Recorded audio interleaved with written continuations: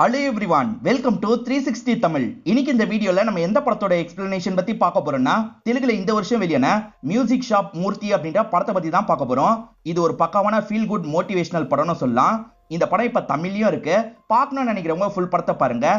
இல்ல கதை தெரிஞ்சுக்கிட்டா போதும்னு நினைக்கிறவங்க மேற்கொண்டு இந்த வீடியோவை கண்டினியூ பண்ணுங்க. எக்ஸ்பிளனேஷனுக்குள்ள போறதுக்கு முன்னாடி இந்த வீடியோக்கு ஒரு லைக் போடுங்க. அது மூலியமா இந்த வீடியோ இன்னும் நிறைய பேர்கிட்ட கொண்டு போய் சேர்க்கப்படும். மேற்கொண்டு டைம் வேஸ்ட் பண்ணாம நம்ம நேரடியா எக்ஸ்பிளனேஷனுக்குள்ள போயிடலாம். படத்தோட ஸ்டார்டிங் சீனே மூர்த்தின்னு ஒரு வயசானவரை காட்டுறாங்க. இவருக்கு 52 வயசு ஆகுது. பாட்டி கேசட் விற்கிற கடை தான் இவர் வச்சிருக்காரு. இப்ப ஃப்ரெண்டோட கடையில ஷேவிங் பண்றதுக்காக வந்திருக்காரு. பல வருஷத்துக்கு முன்னாடி ஒரு படம் பார்க்கறதுக்காக ரொம்ப தூரம் டிராவல் பண்ணி இவங்க ரெண்டு பேருமே போயிருப்பாங்க. அதை பத்திலாம் ஜாலியா பேசிட்டு இருக்காங்க. இப்ப வேலை முடிஞ்சோன ஃப்ரெண்டும் காசு கேட்கிறாரு. என்கிட்ட ஒரு கேசட் வாங்கினல அதுல கழிச்சுக்கோ அப்படின்ற மாதிரி மூர்த்தி சொல்றாரு. மூர்த்தியை பொறுத்த வரைக்கும் இப்பெல்லாம் கேசட் சரியா போக மாட்டேங்குது. கொஞ்சம் கஷ்டத்துல தான் இருக்காரு. இப்ப கூட ஒரு கடையில வந்து பொருள்லாம் வாங்கிட்டு இருக்காரு. ஏற்கனவே நிறைய பாக்கி இருக்கு, சீக்கிரமா தந்துரு அப்படின்ற மாதிரி அந்த கடைக்காரர் சொல்றாரு. அவரும் ஃப்ரெண்டு தான், அதனால தான் ரொம்பலாம் வற்புறுத்தாம இப்படி கேட்கிறாரு. மூர்த்தியோட ஒய்ஃப் பேரு ஜெயா அப்படின்றது. ஜெயாவை பொறுத்த வரைக்கும் வீட்லயே பலகாரம்லாம் செஞ்சு பேக்கெட் போட்டு விற்கிறாங்க. இவங்க தான் மேக்சிமம் குடும்ப செலவெல்லாம் பாத்துக்கிறாங்க அப்படின்ற மாதிரி நமக்கு காட்டுறாங்க. ஏன்னா மூர்த்தியோட கடையில பெருசா வருமானம் கிடைக்க மாட்டேங்குது. மூர்த்தியை பொறுத்த வரைக்கும் 2 பொண்ணுங்க இருக்காங்க. சின்ன பொண்ணு மட்டும் தான் இவர்கிட்ட பேசுவாங்க. பெரிய பொண்ணு சுத்தமா பேச மாட்டாங்க. பெரிய பொண்ணோட காலேஜ் ஃபீஸ் கட்டுறதுக்கு லேட் ஆகும். அப்பாவால தான் லேட் ஆகுது அப்படின்ற மாதிரி அந்த பொண்ணு கோவப்படுறாங்க. அதனால தான் அப்பா கிட்ட சுத்தமா பேசாம இருக்காங்க. ஒய்ஃபோட தம்பி இருக்காரு பாத்தீங்களா, ஒரு போன் கடை தான் வச்சிருக்காரு. நீங்களும் போன் கடை ஆரம்பிச்சிருங்க, நல்ல வியாபாரம் நடக்கும், என் தம்பி சில ஐடியாவெல்லாம் தருவான்ற மாதிரி சொல்றாங்க. ஆனா சுத்தமா இதுல இவருக்கு விருப்பம் கிடையாது. இவரும் விருப்பம் இல்லாத மாதிரி பேசிட்டு இருக்காரு. அவன் வைக்கும் போதே வச்சிருந்தா இந்நேரத்துக்கு எங்கேயோ போயிருக்கலாம், நீங்க அப்ப மாட்டேன்னு சொல்லிட்டீங்க, இப்பயாவது பண்ணுங்க அப்படின்ற மாதிரிலாம் ஒய்ஃப் சொல்லிட்டு இருக்காங்க. ஆனா இவர் முடியாதுன்னு சொல்லிட்டாரு. இதனால பொண்ணு இருக்காங்கல்ல, கோவமா எந்திரிச்சு காலேஜுக்கு கிளம்புறாங்க. இதை பார்த்து இவருமே லைட்டா ஃபீல் பண்ணிட்டு இருக்காரு. இப்ப அஞ்சனான்னு ஒரு பொண்ணு நமக்கு காட்டுறாங்க. இவங்களோட பேரண்ட்ஸ் இருக்காங்கல்ல, கல்யாணம் பண்ணி வைக்கணும்னு நினைக்கிறாங்க. ஆனா இவங்களுக்கு சுத்தமா அதுல விருப்பமே கிடையாது. இப்ப மாப்பிள்ளை வீட்டை சேர்ந்தவங்களா இந்த இடத்துக்கு வந்துடுறாங்க. கல்யாணத்துக்கு அப்புறம் என்ன ஆகுமோன்ற மாதிரிலாம் நீங்க யோசிக்க தேவையில்ல. கல்யாணம் ஆனதுக்கு அப்புறமா நீங்க வேலைக்கு போனா தாராளமா போலாம், நான் எதுவும் சொல்ல மாட்டேன் அப்படின்ற மாதிரிலாம் அந்த மாப்பிள்ளை பையன் சொல்லிட்டு இருக்காரு. அதுக்கு இவங்க இருக்காங்கல்ல, சரி நான் வேலைக்கு போறேன், அதே மாதிரி வீட்டு வேலையை நம்ம 2 பேருமே சேர்ந்து பார்த்துப்போம் அப்படின்ற மாதிரி சொல்லிட்டாங்க. இதை கேட்டோன்னா அந்த பையனோட அப்பா டென்ஷன் ஆயிடுறாரு. என்ன பொண்ணு வளர்த்து வச்சிருக்கீங்க, ஏன் இந்த மாதிரிலாம் பேசுறா அப்படின்ற மாதிரி பயங்கரமா சத்தம் போடுறாரு. வாடா இங்க இருந்து கிளம்பலாம் அப்படின்ற மாதிரி பையனை கூப்பிட்டு கிளம்பிடுறாரு. இவங்க கல்யாணத்தை நிறுத்துறதுக்காக தான் இந்த மாதிரி பேசியிருப்பாங்க. இதனால பேரண்ட்ஸ் இருக்காங்கல்ல, பயங்கரமா பொண்ணு மேல கோவப்பட்டு இருக்காங்க. இப்பதான் மூர்த்தியோட கடையை நமக்கு காட்டுறாங்க. மூர்த்தி கடையில வேலை பார்க்கறதுக்காக ஒரு பையனை போட்டிருக்காரு. அதாவது சின்ன சின்ன எலக்ட்ரிக்கல் பொருள்லாம் ரிப்பேர் பண்ற வேலை இந்த பையன் பார்ப்பான். அதுக்காக தான் இந்த பையனை வேலைக்கு போட்டிருக்காரு. சரி புதுசா ஏதாவது வேலை வந்ததா அப்படின்ற மாதிரி இந்த பையன் கிட்ட கேட்கிறாரு. ஃபங்க்ஷன்னா இவங்க ரேடியோ செட்லாம் போடுவாங்க, அது மூலியமா கொஞ்சம் காசு கிடைக்கும், அந்த மாதிரி வேலை வந்திருக்கா அப்படின்ற மாதிரி தான் கேட்கிறாரு. ஒய்ஃப் பலகாரம் விற்கிறாங்கன்னு சொன்னா பாத்தீங்களா, ஒவ்வொரு இடமா போய் சப்ளை பண்ற வேலை எல்லாம் பார்த்துட்டு இருக்காங்க. இவர் வேலை பார்க்கறதையும் பேரலா நமக்கு காட்டுறாங்க. ஃபங்க்ஷன்ல எல்லாம் போடுவாங்க பாத்தீங்களா, அந்த மாதிரி ஃபங்க்ஷன்ல போடும்போது இவர் கம்மி காசு தான் வாங்குறாரு. ஏன்னா கடவுளுக்கு பண்றாருல, அதனால கம்மி காசு தான் வாங்குறாரு. கண்டிப்பா கடவுள் உனக்கு கருணை காட்டுவாரு அப்படின்ற மாதிரி எல்லாருமே சொல்றாங்க. பெரிய பொண்ணு சரியா பேசாம இருக்காங்கல்ல, இதை நினைச்சு இவரும் உள்ளுக்குள்ள ஃபீல் பண்ணிட்டு இருக்காரு. இப்பதான் இவரோட மச்சான் இவரை பார்த்து பேசுறதுக்காக வந்திருக்காரு. இவர் தான் போன் கடை வச்சிருக்காரு. அக்கா சொல்றதை கேளுங்க, நீங்களும் ஒரு போன் கடை வச்சிருங்க அப்படின்ற மாதிரி சொல்லிட்டாரு. 30 வருஷத்துக்கு முன்னாடி ரொம்ப ஆசைப்பட்டு தான் இந்த கடையை வச்சேன். இத்தனை வருஷம் இந்த கடை தான் எனக்கு சோறு போட்டுச்சு. அவ்வளவு சீக்கிரத்துல இந்த கடையை என்னால விற்ற முடியாது. இப்ப ட்ரெண்ட் மாறினதுனால வியாபாரம் குறைஞ்சிருச்சு. அந்த வியாபாரத்தை ஏத்துறதுக்கு என்ன பண்ண முடியுமோ நான் பண்றேன், மத்தபடி என்னால இந்த கடையெல்லாம் விட முடியாது அப்படின்ற மாதிரி சொல்றாரு. இப்ப அஞ்சனாவை நமக்கு காட்டுறாங்க. இவங்களை பொறுத்த வரைக்கும் டிஜே ஆகணும்ன்ற மாதிரி ஒரு ஆசை இருக்கும். இப்ப டிஜே ஆகிறதுக்கு பிராக்டிஸ் எல்லாம் எடுத்துட்டு இருக்காங்க. இந்த சவுண்ட் கேட்டு அப்பா இருக்கார்ல, இந்த ரூம்க்கு வந்துடுறாரு. இவங்க இந்த மாதிரி பண்றது அப்பாக்கு பிடிக்கல. நான் ஒரு நல்ல வேலை வாங்கி தரேன், நீ அதை பண்ணு, அது போதும் அப்படின்ற மாதிரி சொல்லிட்டாரு. நான் எனக்கு பிடிச்சது தான் பண்ணுவேன் அப்படின்ற மாதிரி இவங்களும் சொல்லிட்டாங்க. பார்ல எல்லாவனும் குடிச்சிட்டு ஆடிட்டு இருப்பான், அவனுங்க முன்னாடி நீ இதை பண்ணிட்டு இருப்பியா, இதெல்லாம் என்னால ஏத்துக்க முடியாதுன்னு சொல்லிட்டாரு. இதுவும் ஒரு வேலை தானே, எதுக்காக இந்த மாதிரிலாம் பேசுறீங்கன்னு பொண்ணு கேட்கறாங்க. ஆனா அப்பா கோவப்படுறாரு. இது இருந்தா தானே பிராக்டிஸ் எடுப்பன்ற மாதிரி தூக்கி போட்டு உடைச்சிடுறாரு. அது உடஞ்சு கிடக்குது இல்ல, அதை பார்த்து ஹீரோயின் ஃபீல் பண்ணிட்டு இருக்காங்க. பொண்ணுக்கு ஃபீஸ் கட்டணும், காசை தாங்கன்ற மாதிரி கேட்கறாங்க. நீ இருக்கிற காசை வச்சு கட்டிடு, இப்ப காசு இல்லைன்ற மாதிரி இவர் சொல்லிட்டாரு. என் தம்பி சொல்ற மாதிரி கடையை ஆரம்பிச்சா காசு கிடைக்கும், நீங்க தான் பண்ண மாட்டீங்களே அப்படின்ற மாதிரிலாம் சொல்றாங்க. இவருக்கு என்ன சொல்றதுன்னு தெரியல. அமைதியா இந்த இடத்தை விட்டு இவர் கிளம்பிடுறாரு. கடைக்கு வந்தா பையன் இருக்கான்ல, இன்னைக்கு நைட்டு ஒரு பர்த்டே பார்ட்டிக்கு கூப்பிட்டு இருக்காங்க, நான் ஆர்டர் எடுத்துட்டேன் அப்படின்ற மாதிரி சொல்றான். சரி போயிடலாம் அப்படின்ற மாதிரி இவரும் சொல்லிட்டு இருக்காரு. அப்படியே கட் பண்ணி அந்த பர்த்டே பார்ட்டியை நமக்கு காட்டுறாங்க. பெரிய ஆளுங்களை தான் இவங்க பிளான் பண்ணிருப்பாங்க. கடைசி நேரத்துல அது கேன்சல் ஆயிருக்கும். இதனால சம்பந்தப்பட்ட பையன் ரொம்ப கோவப்படுறாரு. நான் மியூசிக் மூர்த்தின்னு ஒருத்தரை கூப்பிட்டு அப்படின்ற மாதிரி இந்த அசிஸ்டன்ட் சொல்லிட்டாரு. அவர் எப்படி பண்ணுவாருன்னு தெரியல, ஏதாவது சொதப்புச்சு ஒன்னதான் நான் கேட்பேன்ற மாதிரி இவரும் கோவமா சொல்லிட்டாரு. இப்ப மியூசிக் மூர்த்தி இருக்கார்ல, இந்த இடத்துக்கு வந்து செட்டப்லாம் பண்ணிடுறாரு. இவர் சரியா பாட்டை போட மாட்டாரு, என்ன பழங்காலத்து பாட்டெல்லாம் இப்படி போட்டுட்டு இருக்காரு அப்படின்ற மாதிரி எல்லாருமே இவரை கிண்டல் பண்ணிட்டு இருக்காங்க. பசங்க எந்த மாதிரி எதிர்பார்க்கறாங்க அப்படின்றத புரிஞ்சுக்கிறாரு, அதுக்கேத்த மாதிரி லைனா பாட்டை போட்டுட்டு இருக்காரு. இதனால பசங்களும் போக போக என்ஜாய் பண்றாங்க, அவங்களுக்குள்ள ஜாலியா டான்ஸ் எல்லாம் பண்ணிட்டு இருக்காங்க. பரவாயில்லப்பா, இவர் நல்லா பண்ணி தந்துட்டாரு அப்படின்ற மாதிரி அந்த பையனே யோசிக்க ஆரம்பிக்கிறான். இப்ப எல்லாருமே முடிச்சுட்டு கிளம்பிட்டு இருக்காங்க.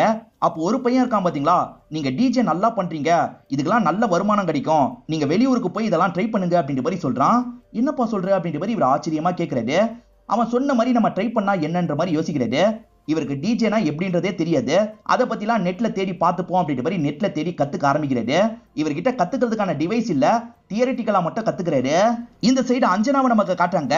அப்ப அந்த டிஜே கன்சோலை போட்டு உடைச்சாரு பாத்தீங்களா, அதை சரி பண்ண முடியுமான்னு ஒவ்வொரு கடையா அலைஞ்சிட்டு இருக்காங்க. எல்லாருமே முடியாது முடியாது அப்படின்ற மாதிரி சொல்லிட்டு இருக்காங்க. இப்ப கடைசியா ஒரு கடை கிட்ட வராங்க. அவர் இது என்னன்னே எனக்கு தெரியாது, இதை நான் எப்படிமா சரி பண்ணுவேன் அப்படின்ற மாதிரி கேட்கிறாரு. பக்கத்துல ஒரு மியூசிக் ஷாப் இருக்கு, அங்க ரிப்பேர் பண்றதுக்கு ஒரு பையன் இருக்கான், அங்க வேணா கேட்டுப்பாரு அப்படின்ற மாதிரி சொல்லிட்டாரு. இவங்களும் ஏத்துக்கிறாங்க. இப்ப அஞ்சனாவும் மூர்த்தியோட கடைக்கு வந்துடுறாங்க. இது என்னன்னு தெரியுதா அப்படின்ற மாதிரி கேக்குறாங்க. இவர் தான் அதை பத்தி நல்லா தெரிஞ்சு வச்சிருக்காருல, டிஜே கன்சோல்னு சொல்லிட்டாரு. சரி சரி பண்ணுவீங்களா அப்படின்ற மாதிரி கேக்குறாங்க. பக்கத்துல இருக்க பையன் இதெல்லாம் எனக்கு சரி பண்ண தெரியாதுன்ற மாதிரி சொல்றான். சரி நான் எடுத்துட்டு போறேன்ற மாதிரி இவங்க எடுத்துட்டு போக பாக்குறாங்க. அதெல்லாம் இல்ல, இவன் சரி பண்ணிடுவான் அப்படின்ற மாதிரி இவரு சொல்லிட்டாரு. இதை சரி பண்றதுக்கு எனக்கு காசெல்லாம் தேவையில்லமா, ஆனா இதை நீ எனக்கு சொல்லி தரணும் அப்படின்ற மாதிரி கேக்குறாரு. இது உங்களுக்கு சொல்லி தரணுமா அப்படின்ற மாதிரி அவங்க ஷாக் ஆயிடுறாங்க. அதெல்லாம் வேலைக்காவது, நான் காசு தான் தருவேன்ற மாதிரி இங்க இருந்து கிளம்ப ஆரம்பிக்கிறாங்க. அப்படி வெளியே போனவங்க ஒரு விஷயத்தை யோசிக்கிறாங்க. கிளாசிக் ஆல்பம்னு சொல்லுவாங்க பாத்தீங்களா, அது எல்லாமே இவரோட கடையில இவங்க பார்த்த மாதிரி தோணி இருக்கும். என்ன இவ்வளவு ஆல்பம் வச்சிருக்காரு அப்படின்ற மாதிரி திரும்பி கடைக்குள்ள வந்துடுறாங்க. நான் உங்களுக்கு சொல்லி தரேன், ஆனா இந்த ஆல்பத்தெல்லாம் எனக்கு தந்துடுறீங்களா அப்படின்ற மாதிரி கேக்குறாங்க. நான் அதுக்கான காசு கூட தரேன் அப்படின்ற மாதிரி சொல்லிட்டாங்க. சாரி மேடம், நீங்க எவ்வளவு காசு தந்தாலும் சரி, அதெல்லாம் என்னோட இதயத்தோட கலந்தது, அதெல்லாம் தர முடியாது அப்படின்ற மாதிரி இவர் சொல்லிட்டாரு. நீங்க சொல்லி தரலனாலும் பரவாயில்ல, கிளம்புங்க அப்படின்ற மாதிரி சொல்லிட்டாரு. நீங்க காசுக்கு தரேன்னு சொல்லியிருந்தா தான் நான் கோவப்பட்டிருப்பேன், மியூசிக்கை நீங்க ரொம்ப நேசிக்கிறீங்கன்னு எனக்கு புரியுது, கண்டிப்பா உங்களுக்கு சொல்லி தரேன், சீக்கிரமா ரெடி பண்ற வேலையை பாருங்க அப்படின்ற மாதிரி சொல்றாங்க. இவருமே சந்தோஷமா சரின்ற மாதிரி ஏத்துக்கிறாரு. இவருக்கு சரி பண்ணலாம் தெரியாது, அந்த பையன் தான் சரி பண்ணோம். அந்த பையனுமே ராப்பகலா சரி பண்றதுக்கு ட்ரை பண்ணிட்டு இருக்கான். இவர் அந்த பையனுக்கு வேண்டிய எல்லா விஷயத்தையும் பார்த்து பார்த்து பண்றாரு. அதாவது டீ காஃபி எல்லாம் வாங்கி தர வேலையெல்லாம் பண்றாரு. ஒரு வழியா அந்த பையன் ரெடி பண்ணிடலாம். அதே சமயம் பாக்குறதுக்காக வந்த அஞ்சனா இருக்காங்க பாத்தீங்களா, இவருக்கு கொஞ்சம் கொஞ்சமா கிளாஸ் எல்லாம் எடுக்க ஆரம்பிக்கிறாங்க. இவர் ஏற்கனவே கொஞ்சம் கத்து வச்சிருப்பாரு, இவங்க கிட்ட இருந்து நிறைய கத்துக்க ஆரம்பிக்கிறாரு. வீட்லயே இது சம்பந்தமா பிராக்டிஸ் எல்லாம் எடுத்துட்டு இருக்காரு. சின்ன பொண்ணு கிட்ட மட்டும் தான் இதை பத்தி டிஸ்கஸ் பண்றாரு, மத்தவங்க கிட்ட எல்லாம் இதை பத்தி டிஸ்கஸ் பண்ண மாட்டாரு. அதே சமயம் அஞ்சனாவை வெளியே வச்சு மீட் பண்றாரு. இவங்க ரெண்டு பேருமே பயங்கரமா டிஸ்கஸ் எல்லாம் பண்றாங்க. இந்த விஷயத்தெல்லாம் அஞ்சனாவோட அப்பா பார்த்து கோவப்படுறாரு. இப்ப மூத்த பொண்ணோட ஃப்ரெண்ட்ஸ் இருக்காங்கல்ல, நேத்து உன் சித்திய பார்த்தோம் அப்படின்ற மாதிரி சொல்லிட்டாங்க. எது சித்தியா அப்படின்ற மாதிரி இந்த பொண்ணு ஷாக் ஆவரா. உன் அப்பா அந்த பொண்ணு கூட தான் சுத்துறாரு, அதனால தான் சித்தின்னு நினைச்சிட்டோம் அப்படின்ற மாதிரிலாம் ஃப்ரெண்ட்ஸ் கிண்டல் பண்றாங்க. இந்த பெரிய பொண்ணுக்கு ஒரு மாதிரி ஆயிருது. இந்த பெரிய பொண்ணு கோவமா வீட்டுக்கு வரா. 52 வயசுல அவர் ஏன் இப்பெல்லாம் பண்ணிட்டு இருக்காரு அப்படின்ற மாதிரி பொண்ணு கோவமா கேக்குறா. அம்மாக்கு ஒண்ணுமே புரிய மாட்டேங்குது, ஏன் இந்த மாதிரிலாம் பேசிட்டு போறா அப்படின்ற மாதிரி அம்மா யோசிக்கிறாங்க. இப்ப காய்கறி விக்கிற லேடி இருக்காங்கல்ல, அம்மா கிட்ட நடந்துட்டு இருக்க விஷயத்த பத்தி எல்லாம் சொல்றாங்க. ஓஹோ, இதுதான் நடக்குதா அப்படின்ற மாதிரி அம்மாக்கு இப்பதான் புரிய வருது. அஞ்சனா ஆல்மோஸ்ட் எல்லாத்தையும் சொல்லி தந்துடுறாங்க. நீங்க ப்ளே பண்ணி காட்டுங்கன்ற மாதிரி சொல்றாங்க. இவரும் பாட்டை மாத்தி மாத்தி ப்ளே பண்ணி காட்டுறாரு. அஞ்சனா ரசிக்க தான் செய்யறாங்க. ஆனா இது மத்தவங்க பண்ற மாதிரி தான் இருக்கு, தனித்துவமா நீங்க ஏதாவது பண்ணணும், அப்பதான் நீங்க அடுத்த லெவலுக்கு போக முடியும், இன்னும் நீங்க வித்தியாசமா பண்ணா நல்லா இருக்கும் அப்படின்ற மாதிரிலாம் சொல்லிட்டு இருக்காங்க. நாளைக்கு காலையில வரைக்கும் எனக்கு டைம் தாமா, நான் இன்னும் வித்தியாசமா பண்ணி காட்டுறேன்னு சொல்றாரு. சரின்ற மாதிரி அவங்க ஏத்துக்கிட்டு கிளம்பிடுறாங்க. இவர் வீட்டுக்கு கூட போக மாட்டாரு, வித்தியாசமா பண்ணணும் அப்படின்ற மாதிரி பயங்கரமா பிராக்டிஸ் எடுக்கிறாரு. மத்தவங்க மாதிரி பண்ணக்கூடாது, நம்ம தனியா பண்ணணும்னு யோசிக்கிறாரு. இப்ப காலையில சமயம் அஞ்சனா வந்துடுறாங்க. இப்ப பண்ணி காட்டுறேன் அப்படின்ற மாதிரி அவங்களுக்கு பண்ணி காட்டுறாரு. இவர் பண்றது அவங்களுக்கு ரொம்ப பிடிச்சிருக்கு, ஏன்னா பயங்கரமா வைப் ஆக முடியுது. சூப்பரா இருக்கு, இந்த ட்ரெண்டுக்கு ஏத்த மாதிரி பண்ணிருக்கீங்க, கண்டிப்பா எல்லாருக்குமே இது ரொம்ப பிடிக்கும், நான் கிளப்ல பர்மிஷன் வாங்கி தரேன், நீங்க பண்ணுங்கன்னு சொல்றாங்க. இவர் வீட்டுக்கு வந்தா மொத்த குடும்பமா இவருக்காக தான் வெயிட் பண்ணிட்டு இருக்காங்க. எதுக்காக அந்த பொண்ணு கூட சுத்திட்டு இருக்கீங்க அப்படின்ற மாதிரிலாம் கோவப்படுறாங்க. அவ எனக்கு டிஜே சொல்லி தரா, அதனால தான் அப்படின்ற மாதிரி இவர் சொல்லிட்டாரு.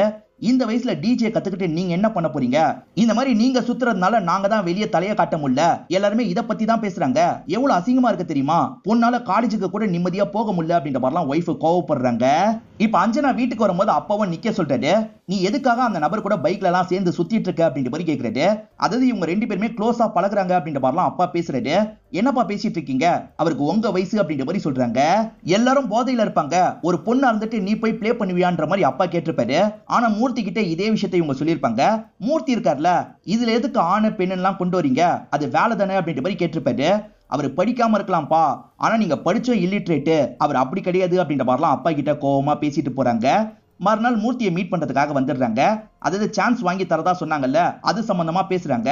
ஆனா மூர்த்தி இன்ட்ரெஸ்டே இல்லாத மாதிரி பேசுறாரு. அதெல்லாம் எனக்கு ஒத்து வராது, எனக்கு வயசு 52 ஆயிருச்சு, எல்லாரும் சொல்ற மாதிரி புது விஷயத்தை நான் ட்ரை பண்றதுலாம் வேஸ்ட் அப்படின்ற மாதிரி சொல்லிட்டாரு. ஃபேமிலி அவ்வளவு பேசினாங்கல்ல, அதனால தான் இப்படிலாம் பேசிட்டு இருக்காரு. இதை கேட்டுட்டு இருக்க அஞ்சனா செம்மையா டென்ஷன் ஆயிடுறாங்க. மியூசிக்கை நீங்க ரொம்ப நேசிக்கிறீங்க, உங்களுக்கு ஏதாவது பண்ணணும்ன்றதுக்காக தான் சொல்லி தந்தேன், ஆனா நீங்க இப்படி பேக் அடிப்பீங்கன்னு கொஞ்சம் கூட எதிர்பார்க்கல, உங்களை நம்புனது ஏன் தப்பு தான் அப்படின்ற மாதிரி புலம்பிக்கிட்டே இங்க இருந்து கிளம்பிடுறாங்க. இவருமே பண்ண முடியாததை நினைச்சு ஃபீல் தான் பண்ணிட்டு இருக்காரு. அதே சமயம் அந்த சைடு அஞ்சனா பயங்கரமா ஃபீல் பண்ணிட்டு இருக்காங்க. அஞ்சனாவோட அப்பா இருக்காரு பாத்தீங்களா, இந்த கன்சோலை முதல்ல எரிக்கணும் அப்படின்ற மாதிரி எரிச்சு விடுறாரு. இவங்க வந்து பார்த்து பயங்கரமா ஃபீல் பண்ணிட்டு இருக்காங்க. ஒய்ஃபை இந்த கடையை வித்துருங்கன்னு சொல்லிக்கிட்டே இருப்பாங்க. இவர் இருக்கார்ல, நான் கடையை வித்துறேன் அப்படின்ற மாதிரி சொல்லிட்டாரு. கடையை வித்துட்டு அந்த மொபைல் கடை தானே வைக்க போறீங்க, என் தம்பி கிட்ட நான் பேசுறேன் அப்படின்ற மாதிரி சொல்லிட்டாங்க. நான் கடையை விக்கிறேன்னு தான் சொன்னேன், மொபைல் கடை வைக்கிறேன்னு சொல்ல, நான் டிஜே வாங்க போறேன், நான் வெளியூருக்கு போக போறேன் அப்படின்ற மாதிரிலாம் சொல்லிட்டாரு. இதை கேட்கிற ஒய்ஃப் டென்ஷன் ஆயிடுறாங்க.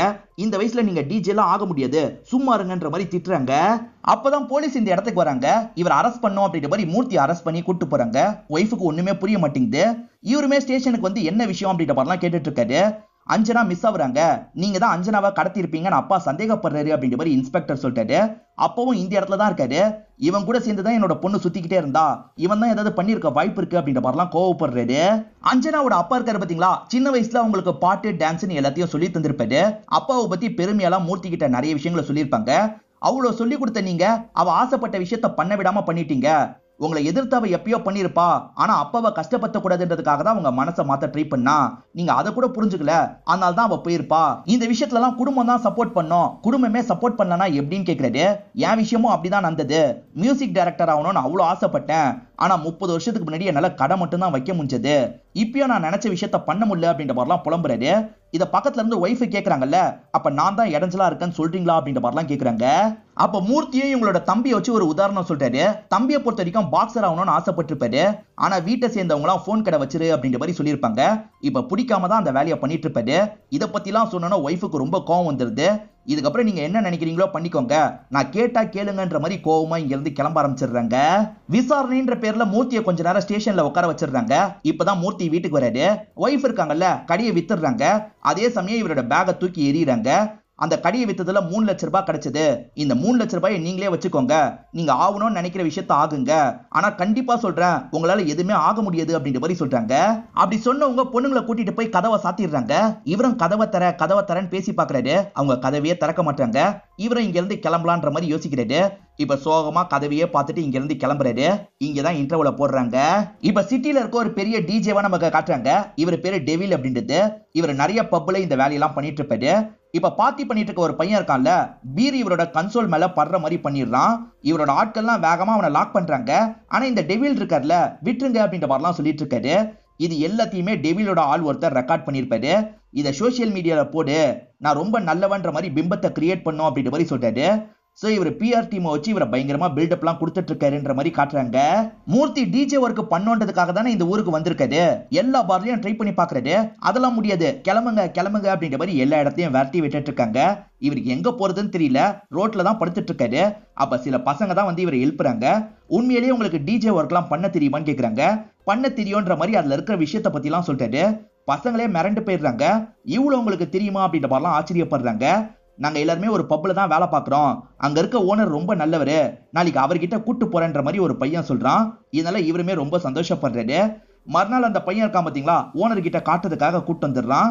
ஏதாவது வேலைனா நானே போட்டு தந்துருவேன், ஆனா டிஜே ஒர்க் எல்லாம் தர முடியாது, டிஜே ஒர்க்கை பொறுத்த வரைக்கும் ட்ரெண்டுக்கு ஏத்த மாதிரி மாறிக்கிட்டே இருக்கணும், ஒரு காலத்துல நானே டிஜே, ஆனா என்னால இப்ப டிஜே ஒர்க் எல்லாம் பண்ண முடியாது, அதனாலதான் இந்த ஹோட்டலை ரன் பண்ணிட்டு இருக்கேன், சாரின்ற மாதிரி சொல்லிட்டாரு.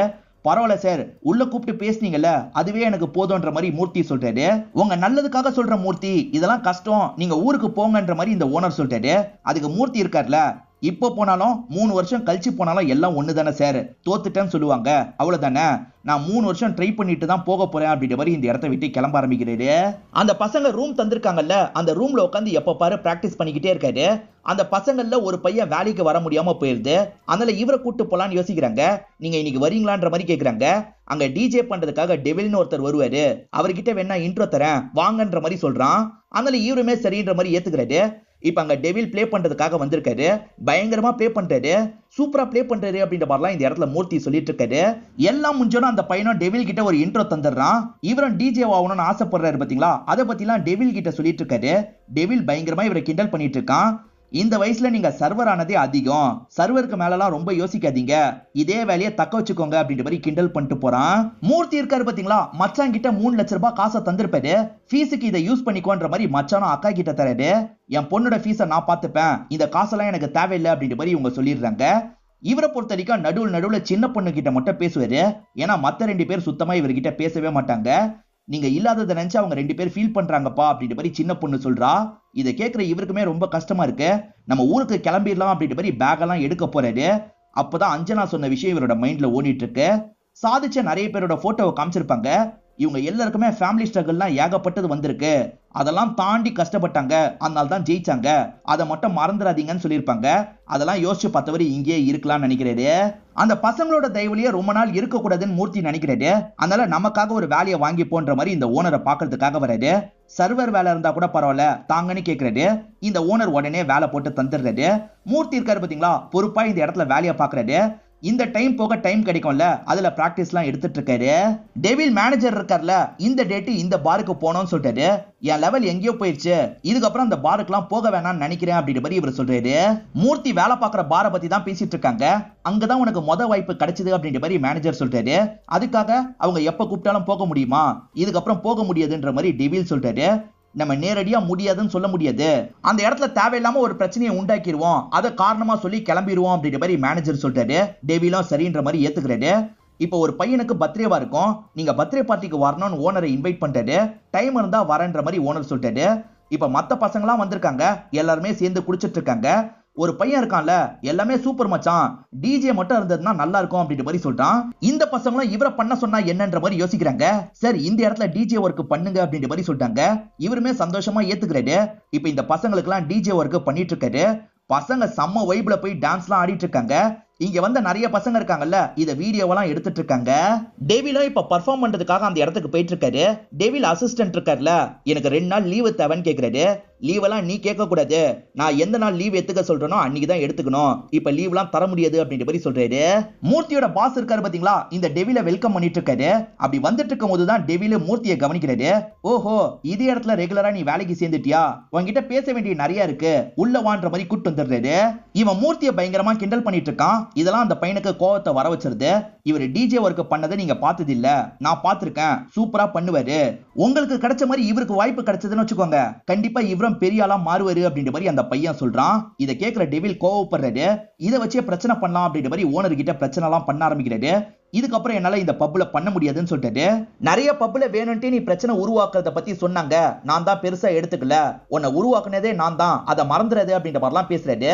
ஆனா இவன் இருக்கான்ல, இதுக்கப்புறம் பண்ண முடியாது, முடிஞ்சதை பாத்துக்கோங்க அப்படின்ற மாதிரி சொல்றான். ஓனர் இருக்கார்ல, சில மாசம் கழிச்சு மூர்த்திக்கு தரலாம்னு நினைச்சேன், ஆனா உன்னால இன்னைக்கே மூர்த்திக்கு தரப்போறேன் அப்படின்ற மாதிரி சொல்லிட்டாரு. இதை கேட்கிற மூர்த்தியே இந்த இடத்துல ஷாக் ஆயிட்டு இருக்காரு.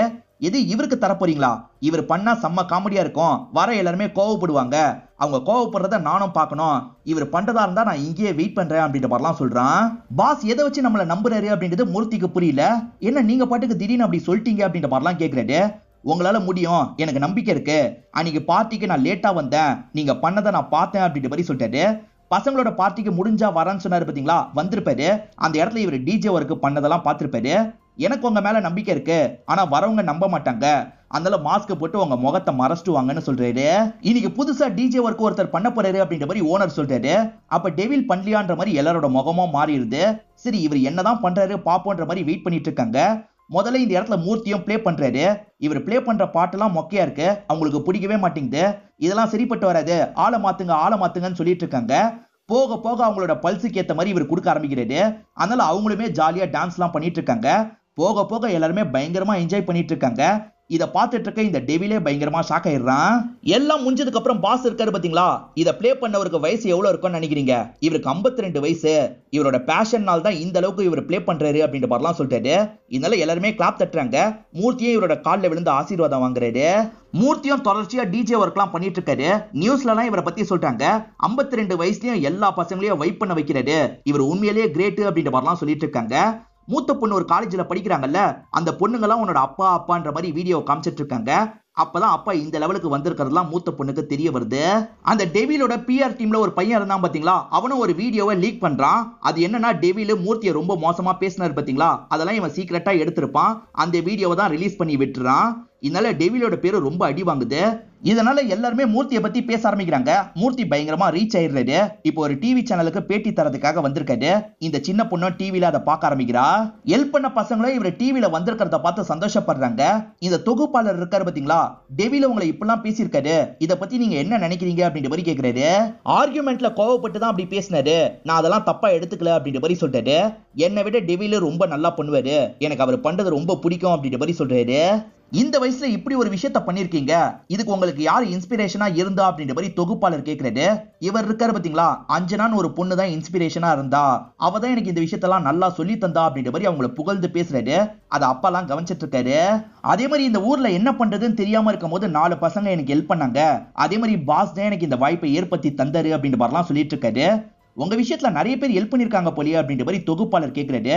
மத்தவங்களே இவ்வளவு ஹெல்ப் பண்ணிருக்காங்கன்னா உங்க ஃபேமிலி மெம்பர்ஸ் எவ்வளவு ஹெல்ப் பண்ணிருப்பாங்க, அதை பத்தி கொஞ்சம் சொல்லுங்க அப்படின்ற மாதிரி தொகுப்பாளர் கேக்குறாரு. நான் அதை பத்தி தான் முன்னாடி சொல்லியிருக்கணும், இப்ப சொல்றேன் அப்படின்ற மாதிரி இந்த இடத்துல சொல்ல ஆரம்பிக்கிறாரு. என் ஒய்ஃப் நிறைய ஹெல்ப் பண்ணிருக்கான்னு சொல்லிட்டாரு. ஏன்னா பினான்சியலா இவர் மோசமான ஸ்டேஜுக்கு போனாரு பாத்தீங்களா, அப்ப அவங்க தான் குடும்ப செலவெல்லாம் கவனிச்சிருப்பாங்க, ரொம்ப கஷ்டப்படுவா அப்படின்ற மாதிரிலாம் சொல்லிட்டு இருக்காரு. இதெல்லாம் டிவில இவங்களும் கவனிச்சிட்டு இருக்காங்கல்ல, இந்த இடத்துல ஃபீல்லாம் பண்றாங்க.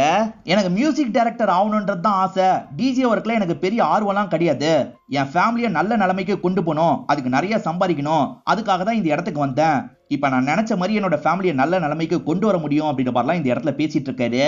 இந்த மாதிரிலாம் இவர் பேட்டி தந்துட்டு இருக்கும் போதுதான் சேனலை சேர்ந்தவங்களுக்கு ஒரு தகவல் கிடைக்குது. அதை பத்தி எல்லாம் இவர்கிட்ட சொல்றாங்க. இவருமே இந்த இடத்துல உடஞ்சு போயிடுறாரு. இப்ப மூர்த்தியும் இவரோட ஊருக்கு வர்றாரு. எல்லாருமே இவர் வீட்டு வாசல்ல தான் இருக்காங்க. என்ன விஷயம்னு பாத்தீங்கன்னா, இவரோட ஒய்ஃப் இறந்து போயிருக்காங்க. இத பாக்குற இவர் பயங்கரமா ஃபீல் பண்ணி அழுவுறாரு. இங்கதான் சில விஷயங்களை நமக்கு காட்ட ஆரம்பிக்கிறாங்க. ஒய்ஃப் ஹாஸ்பிட்டல் ரிப்போர்ட்டோட வந்திருப்பாங்க. இது என்ன ரிப்போர்ட்னு கேட்டிருப்பாரு. என் அம்மாவோட ரிப்போர்ட், நான்லாம் அவ்வளவு சீக்கிரம் போக மாட்டேன், நீங்க நிம்மதி ஆகாதீங்க அப்படின்ற மாதிரி சொல்லியிருப்பாங்க. ஆனா உண்மையிலே இவங்களுக்கு தான் ப்ராப்ளம் இருக்கும். அந்த ப்ராப்ளத்துக்கு நிறைய செலவாகும்ல, அதனால சின்ன சின்ன மாத்திரையை மட்டும் போட்டு இவங்க சமாளிச்சுட்டு இருந்திருப்பாங்க. இப்பதான் அதெல்லாம் ரீகலெக்ட் பண்ணி யோசிக்கிறாரு, பயங்கரமா ஃபீல் பண்றாரு. அந்த காய்கறி விக்கிறவங்க தான் ஃபீஸுக்கான காசை தந்திருப்பாங்க. இந்த மூத்த பொண்ணு இருக்கால, நான் சீக்கிரமா அந்த காசை தந்துடுறேன்னு சொல்றா. நான்லாம் அந்த காசை தரலமா, உங்க அப்பா தான் தர சொல்லி தந்தாரு, அவர் தந்தா வாங்கல, அதனாலதான் இப்படி தந்தாரு அப்படின்ற மாதிரி சொல்றாங்க. இதை நினைச்சு இந்த பொண்ணு பயங்கரமா ஃபீல் பண்ணிட்டு இருக்கா. இப்பதான் அப்பாவோட அருமை புரியுது. சாரின்ற மாதிரி பேப்பர்ல எழுதி வச்சிருக்கா. அதை பார்த்து இவரும் சந்தோஷப்பட்டு பொண்ணுகிட்ட பேச வர்றாரு. இவங்க 2 பேருமே சேர்ந்துட்டாங்கன்னு நமக்கு காட்டுறாங்க. இப்ப எல்லாருமே கிளம்பிட்டு இருக்காங்க. அக்கா இருக்காங்கல்ல, பார்த்து பத்திரமா போயிட்டு வரணும் அப்படின்ற மாதிரி தங்கச்சி கிட்ட சொல்றாங்க. அம்மா சொல்ற மாதிரியே இருக்குக்கா அப்படின்ற மாதிரி தங்கச்சி சொல்றா. இவங்களும் அழுதுகிட்டே தங்கச்சியை கட்டி பிடிச்சிடுறாங்க. இப்ப அந்த பாஸ் இருக்காருல, மூர்த்திக்கு கால் பண்ணி பேசுறாரு. ஏன் இன்னும் வராம இருக்கீங்க அப்படின்ற மாதிரிலாம் கேக்குறாரு. இல்ல சார், இதுக்கப்புறம் என்னோட பசங்களுக்கு சப்போர்ட்டிவா இங்கதான் இருக்க போறேன்னு சொல்றாரு. மூர்த்தி ஒரு இடத்துல உட்காந்து இருக்கும் போது அஞ்சனாவோட அப்பா இருக்காருல, இவரை பார்த்து பேசுறதுக்காக வராரு. இதுக்கு முன்னாடி மோசமா பேசினார்ல, அதுக்காகலாம் மன்னிப்பு கேட்கிறாரு. பொண்ணு கொஞ்ச நாள்லயே திரும்பி வந்திருப்பாங்க. பொண்ணையும் காட்டுறாரு. இப்ப பொண்ணு இருக்காங்கல்ல, மூர்த்தி கிட்ட பேசுறதுக்காக வராங்க. இப்பதான் அஞ்சனா ஒரு விஷயத்த சொல்ல ஆரம்பிக்கிறாங்க. ஒய்ஃப் சப்போர்ட் பண்ணாம இருக்காங்கன்னு தெரிஞ்சோன்னு அஞ்சனா இருக்காங்கல்ல, நேரடியா ஒய்ஃபை பார்த்து பேசுறதுக்காக போயிருப்பாங்க. அவருக்கு இதுல ரொம்ப இன்ட்ரெஸ்ட் இருக்கு, கண்டிப்பா இதுல அடுத்த லெவலுக்கு போவாரு, நீங்க சப்போர்ட் பண்ணுங்கன்ற மாதிரிலாம் சொல்லியிருப்பாங்க. ஒய்ஃபோ உடனே சரின்ற மாதிரி ஏத்திருப்பாங்க. ஆனா டைரக்டா பண்ண வேணாம், இன்டைரக்டா நான் பண்றேன், அவர்கிட்ட சேலஞ்ச் பண்ற மாதிரிலாம் பேசுறேன், அப்பதான் அவருக்கும் ஒரு வெறி வரும் அப்படின்ற மாதிரிலாம் ஒய்ஃப் சொல்லியிருப்பாங்க. ஆக மொத்தத்துல ஒய்ஃப் தான் இவர் ஊருக்கு போறதுக்கு காரணமா இருந்திருக்காங்கன்னு இப்பதான் தெரிய வருது. இவர் பயங்கரமா ஃபீல் பண்ணிட்டு இருக்காரு. ஒய்ஃபுமே இவர் டிஜே பண்ணணும்னு ஆசைப்பட்டிருக்காங்கன்னு இப்பதானே தெரியுது. அதனால இவரும் சிட்டிக்கு திரும்பி போகணும்னு நினைக்கிறாரு. இப்ப அஞ்சனாவோட கையை பிடிக்கிறாரு. நான் உன்னை என்னைக்குமே மறக்க மாட்டேன் அப்படின்ற மாதிரிலாம் சொல்லிட்டாரு. இப்ப எல்லாருக்குமே டாட்டா காமிச்சிட்டு கார்ல இங்க இருந்து கிளம்புறாரு. அப்படி கிளம்பும் போது ஒய்ஃப் கற்பனையில இவருக்கு தெரியுறாங்க. பைன்னு சொல்ற மாதிரிலாம் இவருக்கு தோணுது. இவரை இங்க இருந்து கிளம்பிடுறாரு. நடுவுல பசங்களை பாக்குறதுக்காக வந்து பாரு போல. இதோடய நமக்கு படத்தை முடிச்சிடுறாங்க. இந்த படம் உங்க எல்லாருக்குமே பிடிச்சிருக்கோம் நம்புறேன். இந்த வீடியோ உங்களுக்கு பிடிச்சிருந்ததுன்னா லைக் பண்ணுங்க, கமெண்ட் பண்ணுங்க, மறக்காம 360 தமிழ் சேனலா சப்ஸ்கிரைப் பண்ணுங்க. தொடர்ச்சியா இந்த மாதிரி வீடியோக்கள் வந்துகிட்டே தான் இருக்கும்.